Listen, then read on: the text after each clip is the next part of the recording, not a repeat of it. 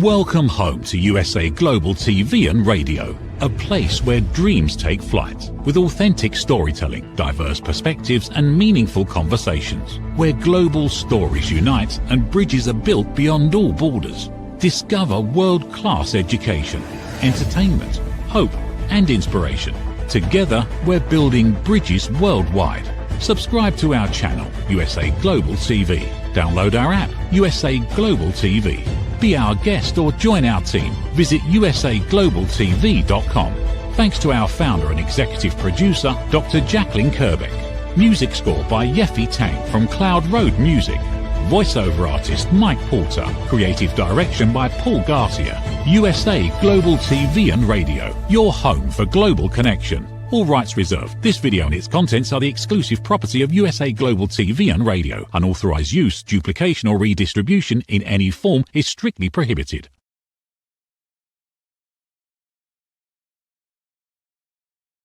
Hello and welcome to A Woman's Prerogative. We are March 2nd, 2026, and I am very happy to be with you. So we here on A Woman's Prerogative, we provide high-class education for all viewers, and we also encourage our followers to have access to free content that will help you in your journey on Earth. We actually have our channel that is USA Global TV and Radio, where we have 108,000 followers and subscribers and 12,000 videos that are available on different subjects. We are on YouTube and we ask you to subscribe. We also have Dr. Jacalyn Kerbeck's channel also, who has 37,900 followers. She is the person that actually is the founder of our channel of USA Global TV and Radio. So it is important that you actually, if you follow USA Global TV and Radio, that you please subscribe to her channel also, because she has absolutely great content. So we are watched on LinkedIn, X, Facebook, and Instagram. And welcome for our viewers on E360. So I introduce myself. I'm Reverend Lydia Fougere, Reverend in Metaphysics and author of 111 Reflections for Thy Earth Odyssey. I am a spiritual teacher and invite you to register to my programs. So I do have, as the miracle worker, Dr. Jacalyn Kerbeck, who is co-host with me. So I will let Dr. Jacalyn Kerbeck introduce herself. So welcome to our wonderful Jacalyn Kerbeck, Doctor. Hello, and thank you, Reverend. It's good to be here. Hello, everyone. It's nice to see you. So I am the president, founder, and chief listening officer of USA Global TV and Radio, and we are currently live streaming to 12 different destinations at the moment, and we are being distributed by our friends at E360 TV. So thank you to each and every one of you who are watching. We're really glad to have you with us. So, Reverend, I'm excited about this topic, what makes a friendship last, the truth about long-term friendships. Let's get into it. Well, yes, long-term friendship. First of all, a long-term friendship can start by a friendship that starts right away and then, becomes a friendship that lasts for the 30 next years. So we never know when we will meet someone that actually will be a long-time friend. We do not know. Because my best friend, I met 18 years ago. And I met into a Mary Kay course, because the thing I used to represent the Mary Kay company cosmetics.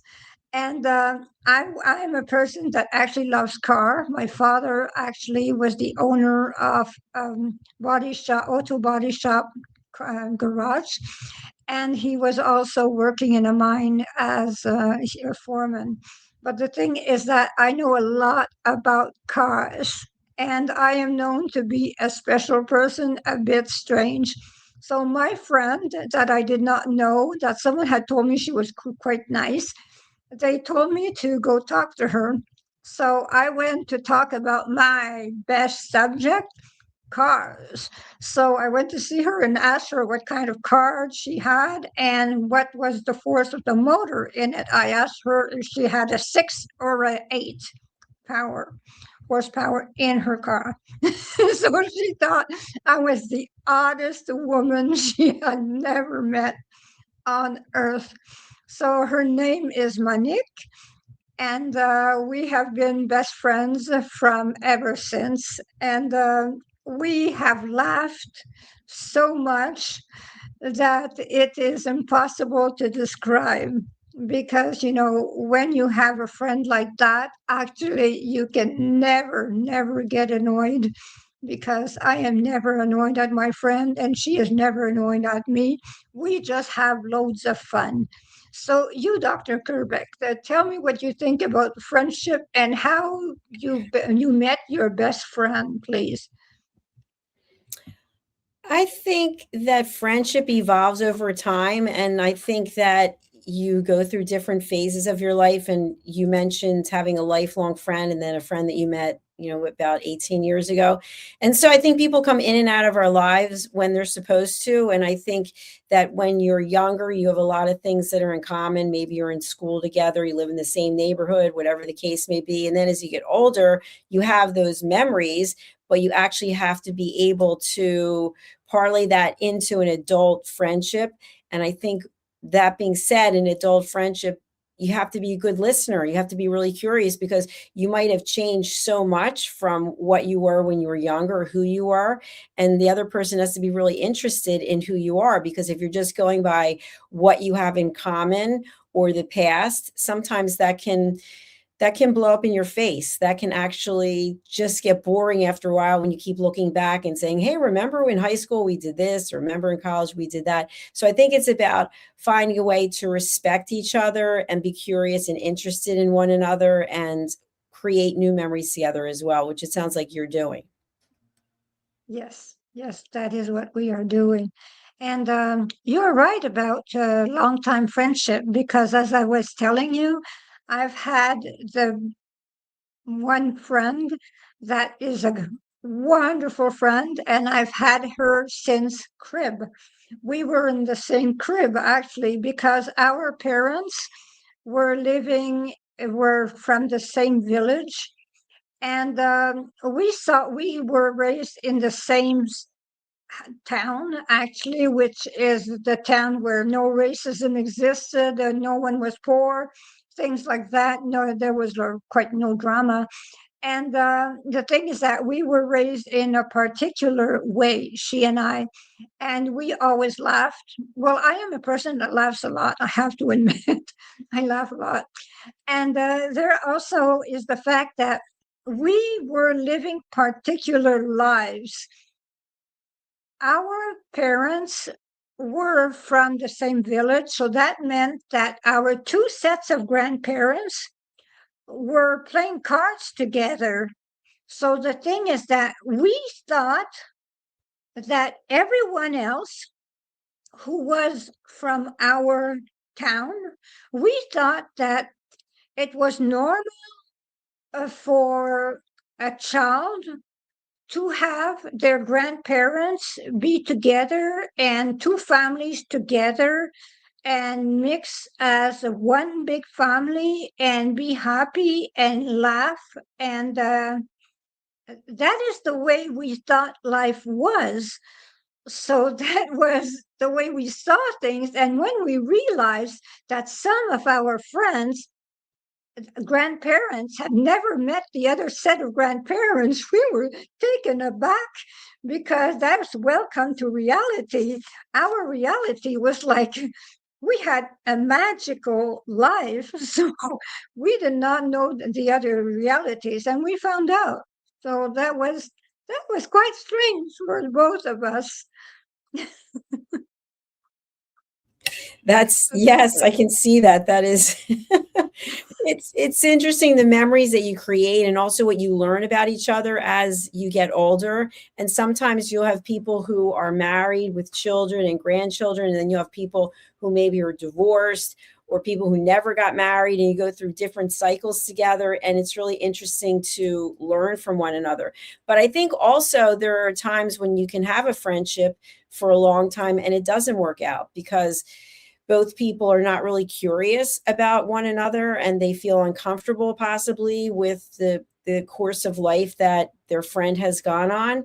And so then you have to say, well, is this really a true friend? And it really could be a true friend. It's just that your lives have gone in different directions. So what are your thoughts about that, Reverend, when people have very different backgrounds as they get older, and maybe there's not a lot of commonality or even interest in staying in touch? I think it is true, because the thing is that I had a friend. Well, I do not see her as my enemy, but the thing is that I had a friend, and that friend was working in a prison as a prison guard. And she has changed enormously from when we were young, where she was not judging anyone, and she was a very kind person. And I met her some 20 years later, and she started talking about the prisoners and judging the prisoners, and was talking very harshly about other people in our town. And I just told her I had no interest in her conversation, and that I rather not actually have any connections with her, because I said they are not there to defend themselves. And I do not think you have the right to talk about the prisoners that way. And that was the end of it. She asked me my telephone number, and I refused, because to me, things had to be fair for everyone. She had a job. I had a job as registered nurse. I never talk about my patients. So the thing is that I thought she should be the same as me and never talk about whoever is a prisoner, never name them, and never talk about their family situation. So that was the person that I absolutely cut from my life. And I cut many people from my life, because for them it was too difficult to have a medium with them, because to them it was scary, because I can read what is going on around them. So they were, if they had something to hide, well, I am not the best person to be around. So that is said, that we change, they change, we make choices, and we decide actually if it is right for us to still be friends with them. And it is absolutely perfect to actually cut ties with people, because we are not happy with that, and that is our choice. So, did you have to cut ties with people in your life? I guess you did, doctor. I think, I don't know, I feel like we all have to at some point. I think the pandemic was also a big reveal for who we were really friends with and who we weren't. And I think also as a business owner and as a public person in the public domain, it's kind of different. It's just, it's not the same. I mean, I found, and I've shared this before, that most people that I interact with have absolutely no interest in what I'm doing, which is interesting because when I was in corporate, I could have a lot of conversations with people and people would get it. But I don't feel like as the owner of a television network that people really have any interest in that. People ask me what I do and then I tell them, and the next thing would be, oh, where can I watch your shows? Or what shows do you have? Or, but there usually are no questions. And so what I end up doing, what I've ended up doing the last few years is I just don't even talk about myself. I just make it all about the other person. And there's something about that, you know, I've gotten used to it, but I can't say, is that really a friend? I don't know. So I don't want to put judgment on anyone, but that's what I mentioned in the beginning. I think it's about having a certain level of curiosity about someone else's life. And if it doesn't go two ways, are you really friends? I mean, what is the defining moment of a friend? Is it the old school, you know, if you call someone at 3 a.m, you have to go to the hospital, that they'll take you? I mean, now, you know, you can get a ride share, so you don't really need someone specifically. So what is the true the true definition of a friend. What are your thoughts, Reverend? Well, to me, a true friend actually is a person that will be there into good and bad, that actually, you will listen to. Because the thing is that I listen a lot to my friends. I do listen a lot. And the thing is that, they listen when I have something also. They do not interrupt me. So I do not interrupt them. They do not interrupt me, and they respect my views. It does not mean I have the same views as them, but the thing is that I respect their views. And sometimes I say, okay, let's agree to disagree, and then we move on to another subject. That is the end of it. So that is how I keep my friendships going. The thing is that, but when it's too much, it is too much. That is all. So sometimes, I make choices like you. I make choices not to actually further with someone. So I agree to disagree. I listen to them. They listen to me. But the thing is that I am not the kind of person that calls a friend when I am in need. Actually, I am the kind of person that really tries to manage on her own or with my partner. That is pretty much it. And I do not call many people. I have this, I do not call very much. I'm a person that keeps myself to myself. I send videos to you about things that are going on around in the country. And the thing is that, yeah, like wells, water wells. So and deer. But that is pretty much how I keep contact with friends. And your videos are really impressive. And I've said to you, I think you should have a reality TV show. Like, I think we should just follow you around and what you're doing there in Canada. It's pretty remarkable. And to your point about not calling someone, I'm the same way. I pretty much do everything myself. And there are some times when I feel a little down. It's kind of like, wow, I just took care of this and this and this and this and this. And it's interesting because I'm a big Survivor fan. Do you watch Survivor? No, but I know about it though. Well, on I think it's still season 49, Jeff, who's the host, he said something and it really clicked with me. He said, you can watch Survivor for all the seasons. Now they're on the 50th season. You can watch it and you can imagine what you would do and how you would feel. But until you're actually there in Fiji and you are alone with these strangers and you're strategizing and plotting and trying to survive, like, you don't actually know how you're going to feel. And I think that that's the same thing that all of us go through, is that we all have our own survivor, if you will, without being part of the TV show. And nobody really can understand what we're going through because it's different for all of us. But when you're able to get together with someone who doesn't judge you about what you're going through or what you went through, or doesn't try to fix you or give you a solution to your problem when you didn't ask for it, then that can be a real friend, or that can be somebody who's a good listener. And so to me, being a good friend means you are a good listener. You're not trying to change the trajectory of someone's life. You're not trying to, it's like a chess game for some people. And it's kind of like, oh, well, I'll be better friends with this person if I'm controlling them or I'm controlling the outcome. And that's not something that I'm interested in. Well, you are right. You are absolutely right. Because the thing is that if we are actually trying to control the outcome, we're not a good friend. Actually, we're just a control person, that we're just a control freak. So the thing is that, we have to understand that everyone is smart enough to figure it out. So the thing is that we have to listen to them, come back and say, we repeat after them, is it the way I understood things? Did I understand it right? And then, they can reflect and come back with their solution. So that is what happens when we have a good friend. We actually come back, we say, is this what I heard? Or is this what you really said or meant to say?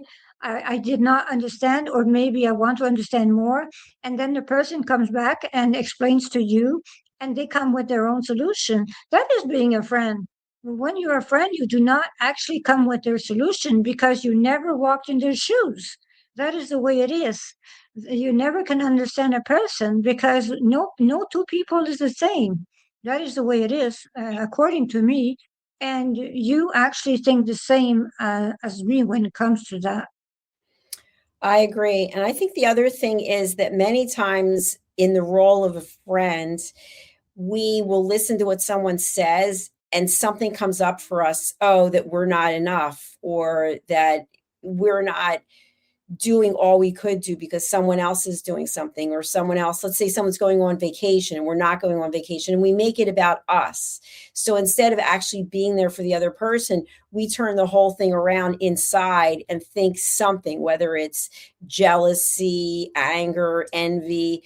I mean, rarely in that case, if you're really someone who's very heart centric, are you anything but happy for the person. You really want the person to do well. You're glad the person's going on vacation if that's something that means something to them.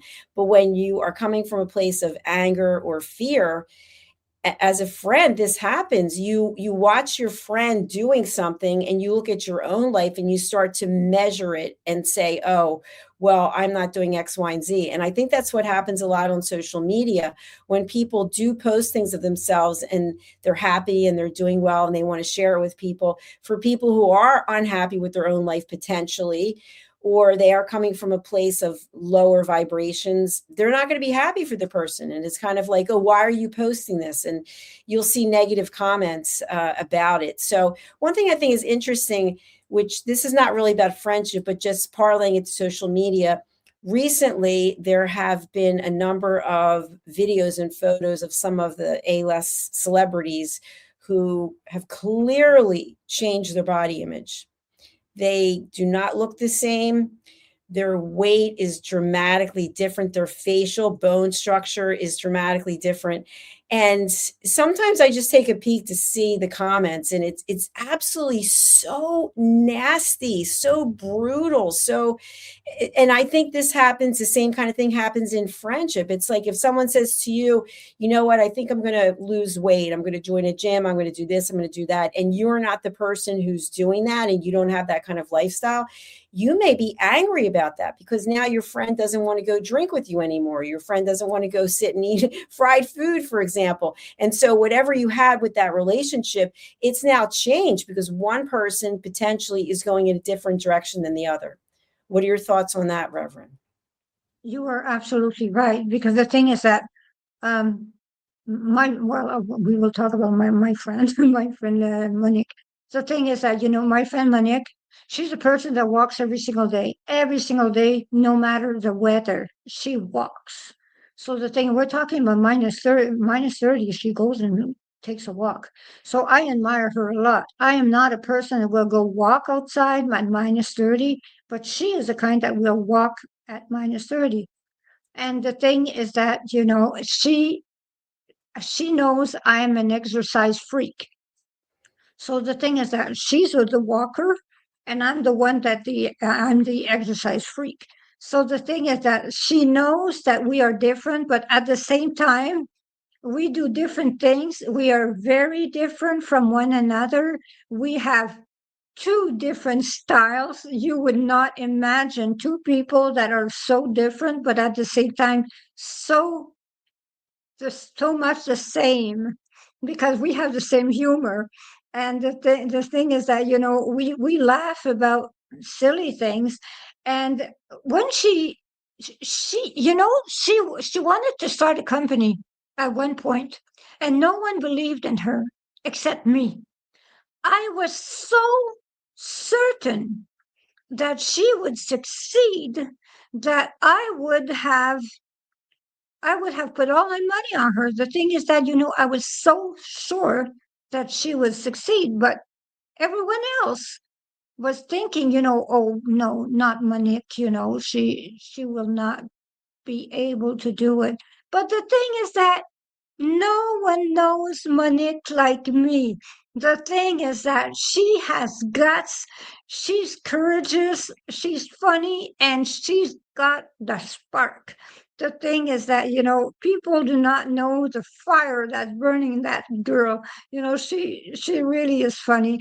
And the thing is that she can do whatever she puts her mind to, and people do not see her that way. And I do not understand that people do not see her that way. I've seen her that way for 18 years, and I do not understand why people do not see her that way. Her surrounding, they do not see her that way.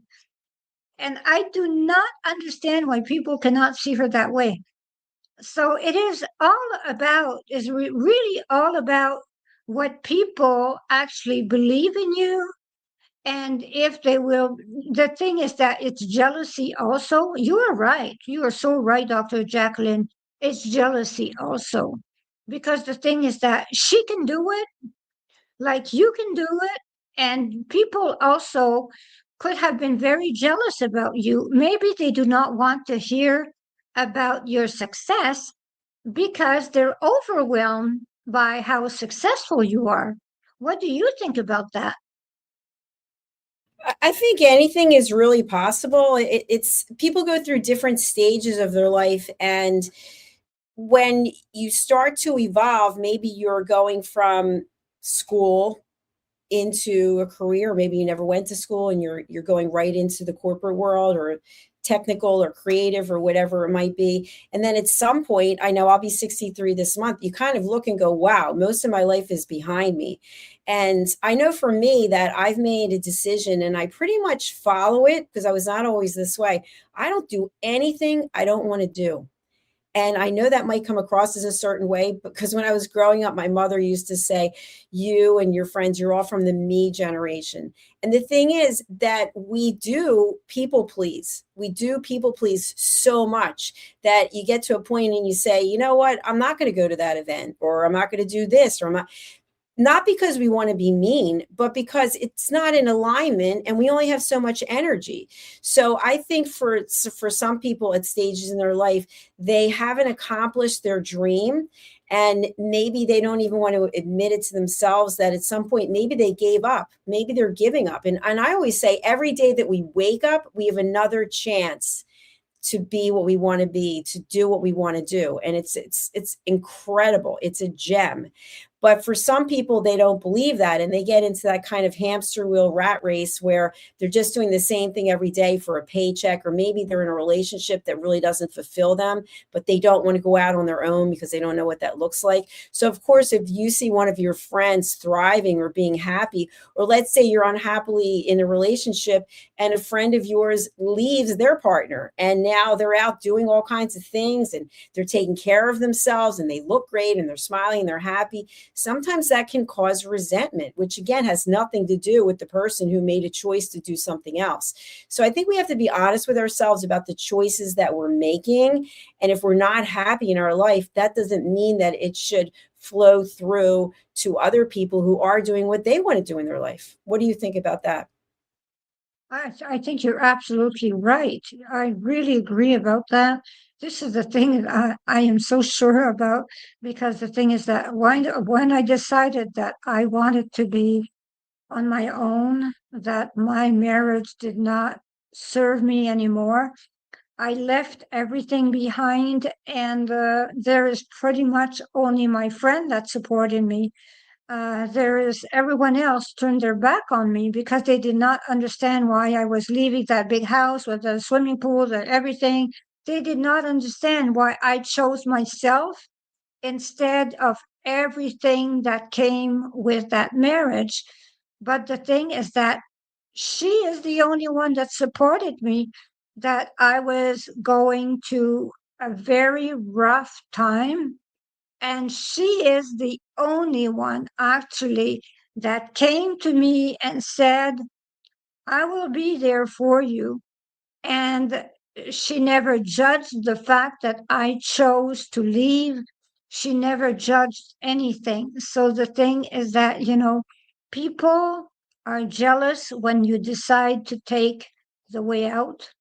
People actually, they decide that they do not have the courage to do it, but they do not admire those that have the courage to do it. They actually decide to take to share their life with someone that they do not love, and then they're unhappy when others decide that they abandon everything to be happy.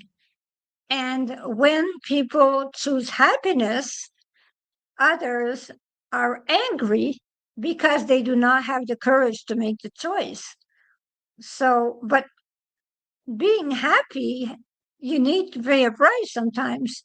You cannot have everything sometimes. So the thing is that being happy costs something. So you have to let go of the old style to be happy in your new style. So you've got to close a door to open another one.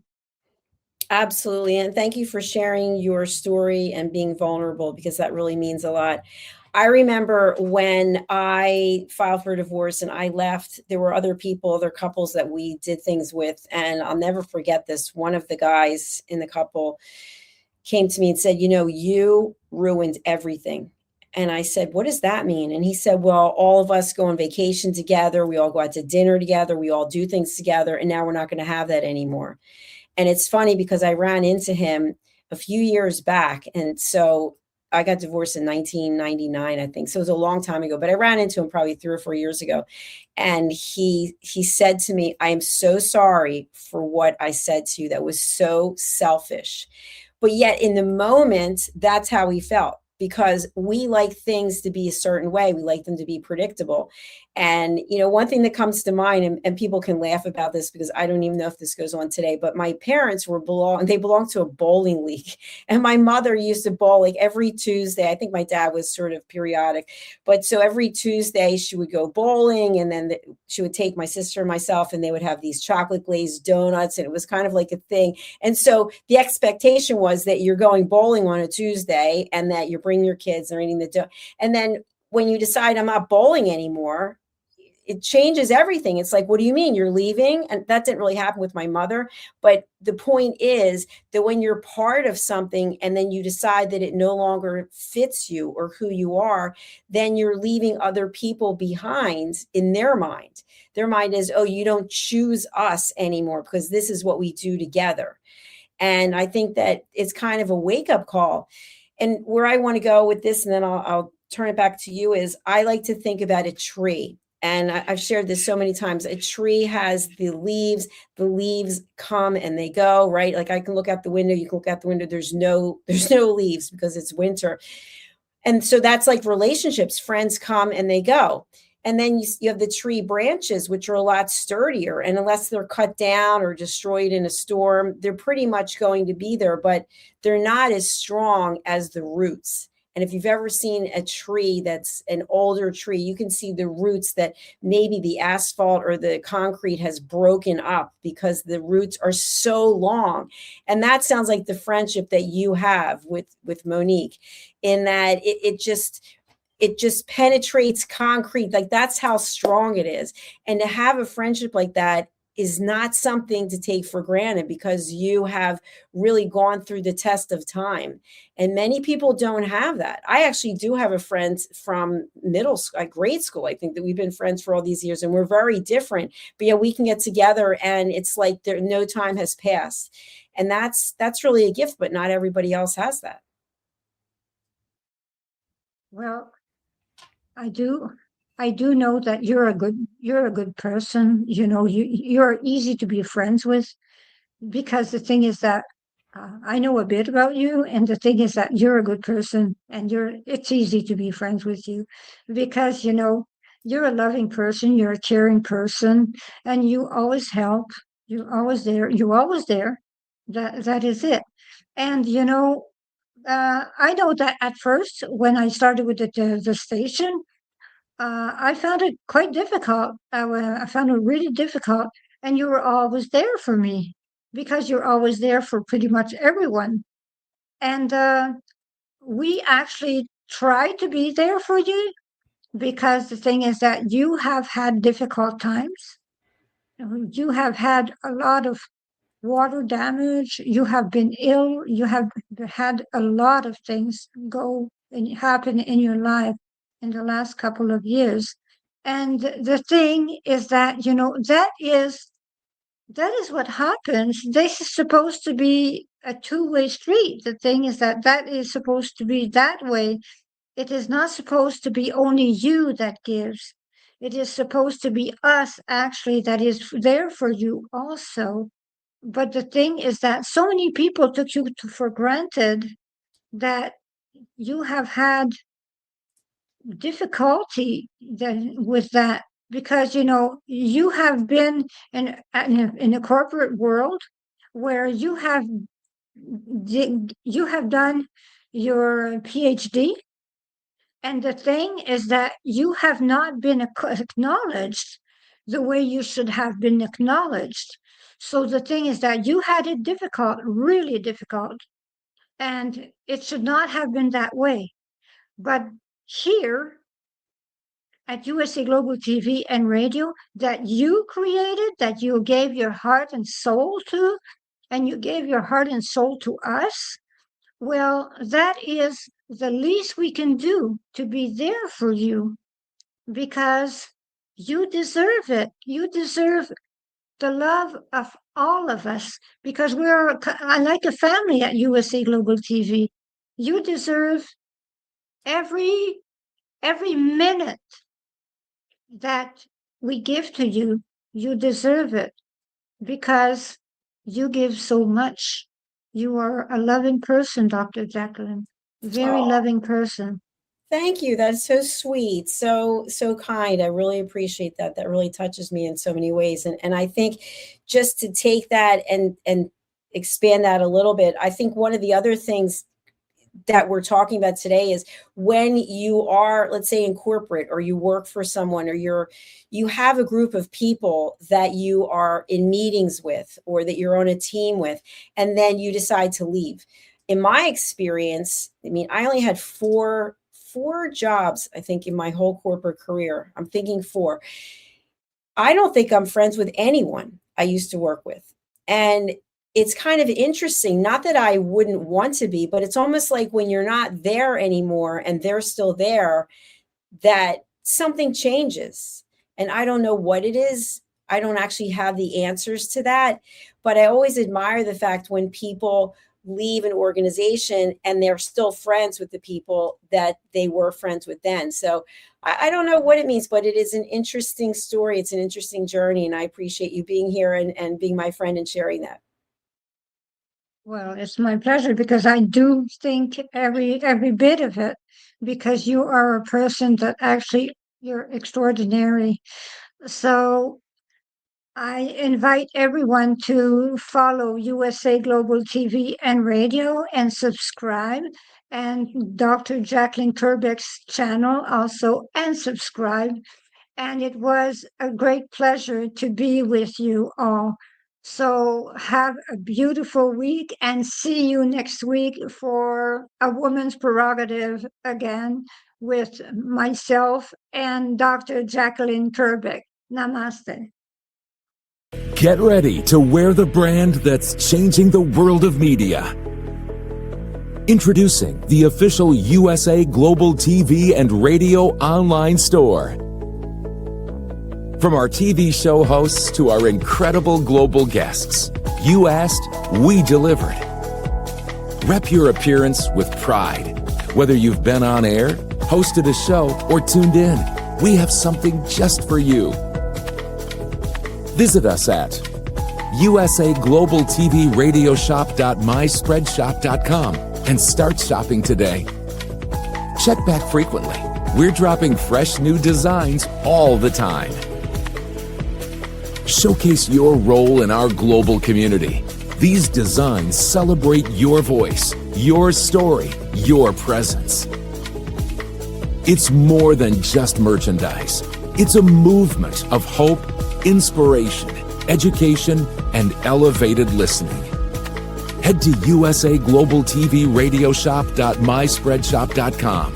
Your spotlight awaits. USA Global TV and Radio. Elevate your style. Elevate the world. Have you ever felt unheard?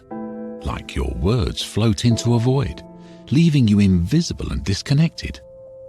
How about feeling judged, when assumptions overshadow your truth, leaving you misunderstood and defensive? And then there's that moment when someone offers solutions you never asked for, dismissing your feelings and leaving you more frustrated than before.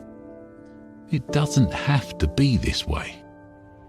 Dr. Jacalyn Kerbeck, the listening mentor, understands. She's here to help you reclaim your voice, build stronger connections, and create meaningful conversations that inspire understanding and mutual respect. Through her groundbreaking books, online and in-person courses, and interactive workshops, you'll learn how to navigate life's most challenging interactions. Discover the power of elevated listening and transform how you communicate. Master setting boundaries and asking permission to protect your peace. Learn to recognize and release judgment, fostering empathy and true connection. Dr. Kerbeck also offers personalized coaching, one-on-one or group sessions designed to fit your unique needs. Whether in person or virtually on StreamYard, her guidance will empower you to thrive. You don't have to struggle alone. The path to deeper connections and better relationships start here. Visit drjacalyn.com or usaglobaltv.com. Join a global community of empowered listeners and transform your life, one meaningful conversation at a time. Dr. Jacalyn Kerbeck is the listening mentor. Start your journey today. Thank you, viewers and listeners of USA Global TV and Radio, for joining us today. We're honoured to have your time and attention as part of our global community. At USA Global TV and Radio, we believe in the power of authentic conversations, meaningful connections, and creating a world of possibilities together. Want to be part of something bigger? Join our team of elevated listeners at usaglobaltv.com, a space where your voice matters and your ability to listen transforms relationships. Stay connected with us across all our platforms for thought-provoking discussions, expert insights, and empowering stories. Subscribe to our channels at youtube.com/c/usaglobaltv. Follow us on social media and explore the endless opportunities we're creating for growth, learning, and inspiration. Together, we're not just broadcasting, we're building bridges and changing lives one conversation at a time. For inquiries, contact us at info@usaglobaltv.com. Produced by Executive Producer and Director Dr. Jacalyn Kerbeck. Voiceover by Mike Porter. Creative direction by Paul Garcia.